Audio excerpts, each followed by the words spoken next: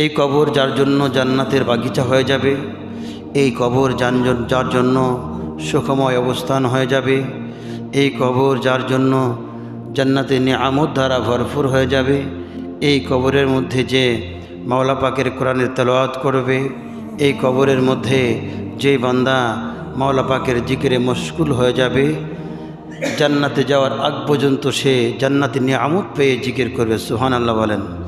আর এই কবর যার জন্য জাহান্নামের গর্ত হয়ে যাবে, এই কবর যার জন্য এরকম সাপের গর্ত হয়ে যাবে, এই কবর যার জন্য এরকমভাবে বিচ্ছুর গর্ত হয়ে যাবে, যার জন্য অন্ধকারের গর্ত হয়ে যাবে, যার জন্য নির্জনতার গর্ত হয়ে যাবে, যার জন্য জাহান্নামের গর্ত হয়ে যাবে, সেই বান্দার জন্য বিশাল জাহান্নাম অবধারিত হয়ে গেছে। অতক্ষণ পর্যন্ত কবরের আযাব হবে যতক্ষণ পর্যন্ত বান্দা জাহান্নামে প্রবেশ না করবে। এই জন্য নবী আলাইহিস সালাতু ওয়াস সালাম বলেছেন, কবর প্রথম ঘাঁটি।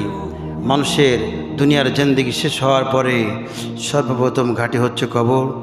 যে বান্দা কবরে নিষ্কৃতি পাবে সে প্রত্যেকটি ঘাঁটিতেই নিষ্কৃতি পাবে। সকলে বলেন সুবহানাল্লাহ।